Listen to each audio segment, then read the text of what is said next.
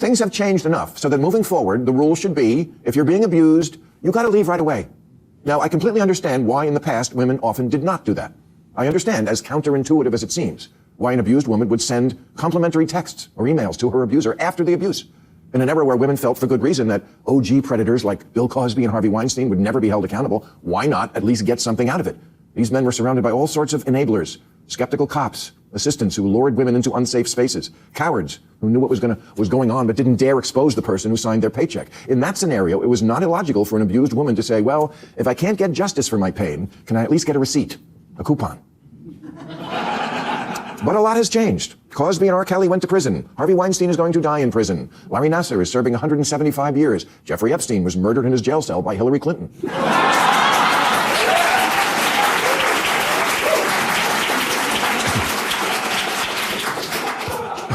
Post-Me Too, reporting of sexual crimes is way up, as is the percent of women who say they're now more likely to speak out if victimized. And many states have changed laws, making it easier for victims to come forward. We're not in the no one listens to women or takes them seriously era anymore. Operators are actually standing by to take your calls. And I'm aware that it can be difficult to leave an abusive relationship. Most of what I watch on TV is the Lifetime channel.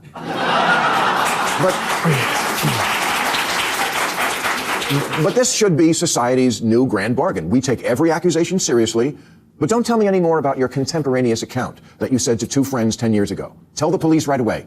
Don't wait a decade. Don't journal about it. Don't turn it into a one-woman show. And most importantly, don't keep fucking him. Now, I find takes like this to be absolutely disgusting because men will try to tell women to hurry up and leave abusers because there are supposed protections in place. But honestly, I find this very tone deaf. And it shows that he knows nothing about domestic violence or femicide. 18 months after leaving, a domestic violence relationship is the most dangerous time for a DV victim. Okay? And not to mention, let's talk about it. 75% of women who are unalived by their batterers are unalived when they leave. Right when they say they're going to leave or a little bit after they leave the relationship. So, of course, leaving can be scary, terrifying, and life-threatening. And that is the reason why a lot of women stay. But, I just want to mention a few stories of women that have left. Like this idiot Bill Maher said, Bill Maher, whatever his stupid name is. Let's talk about Miss Naya Hammond, who was only 19 years old and had a 3-year-old daughter by a 21-year-old monster named Pierre Gardner, who had already beaten her with an extension cord 2 weeks before the shooting. And there are pictures online of the bruises, but it's just too graphic to show y'all. Now, let me say this. Miss Naya decided to get up the strength to leave this man. And he stalked her and gunned her down. And it's sad because Naya's mother said that her daughter didn't mention the abuse because she was ashamed. And hearing that, it really broke my heart. Or we can even talk about Mary Jingles, who was unalived by her estranged husband, Nathan Jingles, who for over a year, she warned Broward County judges that her husband that she was divorcing due to his domestic violence was going to unalive her. And she obtained 2 domestic violence injunctions that still did not keep him from unaliving her. She left. So let's talk about it. Or we can talk about 21-year-old DJ and influencer Valentina Hidalgo, who was unalived by her boyfriend because he was abusing her and she couldn't get away. So I really want to talk about the fact that whether you leave, whether you stay, if the person is an abuser, your life is at risk. So it's not so cut and dry as to say, oh, well, you guys are at fault because why aren't you guys just leaving? And it's really disgusting to me. And the reason why I wanted to, mention other races this time is because I just want to make sure that we as Black women, that we know that just as violent and just as vicious as the men in our community can be to us, those men of other races and other demographics are just as vicious, just as violent to them. So I want you to understand that there is no escape. When I talk about black femicide and you say, oh, this is why we date out, there are other women that are of other races that would beg to differ. I just want y'all to understand that. So there are women of all races, of all demographics going through the exact same thing. So I want you guys to know it's all men. And honestly, ladies, I really plan to give y'all more cases where black women were unalived by their partners, because they are aplenty. They are plentiful, as well as all the other cases and stories of other races of women being unalived. Literally, there are so many. Like, I could make a video for 3 million hours and still not be done. But, let me just say, the Naya Hammond case, even with saying her name out loud right now, again, it's hurting me so badly. It's affecting me mentally. So, it's just because I was looking at her picture and, she was so young and so beautiful and just gone too soon, just a young girl. And, I just can't mention any more cases. All the ladies that follow me, all the ladies that watch my video, you guys are very intelligent, very, very, very thinking, women. So I don't think that you need me to give you cases for you to know that what I'm saying is real and true and accurate. I just can't bring myself to mention any more cases right now. I just say that I am praying for all the women affected by violence.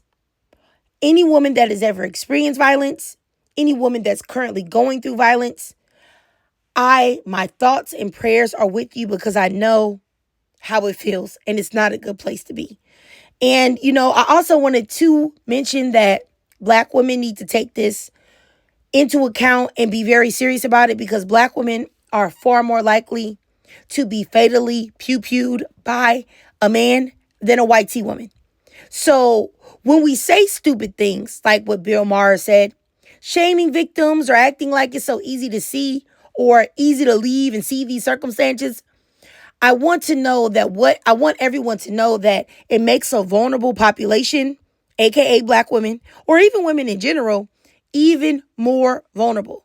And it's really insane to me how ignorant men can be on the true nature of men, while simultaneously realizing that their main threat is a man, just like them.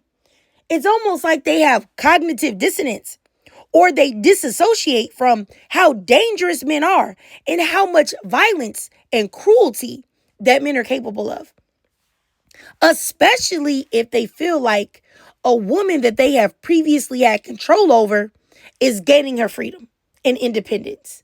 But honestly, I'm going to keep it real with y'all. I've always been disgusted by Bill Maher, because he's a perfect example of a privileged white tea man with very obvious anti-black sentiments, but pretends to be progressive or modern or semi-liberal because he has this fetish for having intercourse with black women.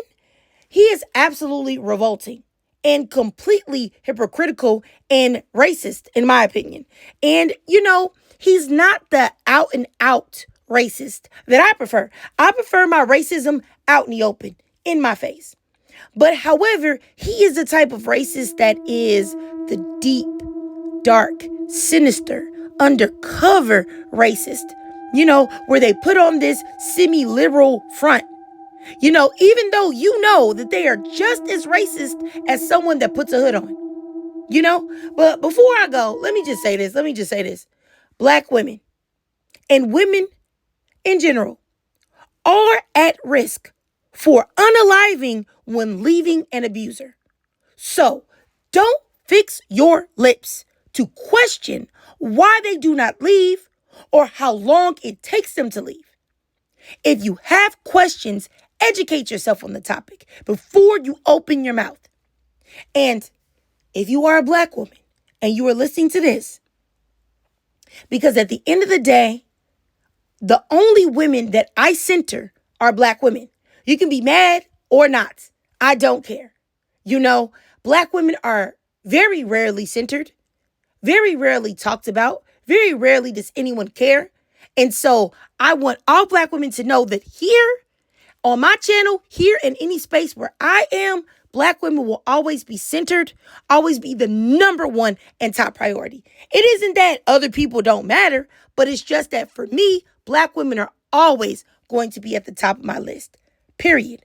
So let me just say this again. If you are a Black woman and you are listening to this and you are a victim of domestic violence, please, please don't hesitate to email me at unpopularopinionsblkwmn@gmail.com if you need to talk. If you need advice, if you need to construct an escape plan and you need somebody to bounce it off of, if you need ideas on how to protect yourself and preserve your life, please email me. I promise you, I will respond. Any Black woman listening to this, please, I'm not kidding. I'm really serious. Like, I'm not somebody that's just saying it to say it because it sounds good. I mean it. Don't hesitate to email me if you need to talk or you need any type of help or assistance that I can offer you.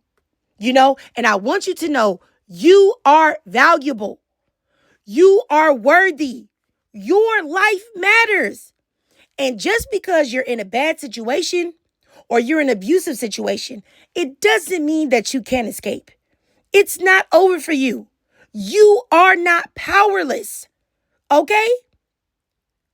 But I digress. If you watch this whole video, and it's so crazy because I want to say so much more about that, but I don't think it's YouTube friendly. So I just got to not say it. I'll just tell y'all this before I get out of here for real.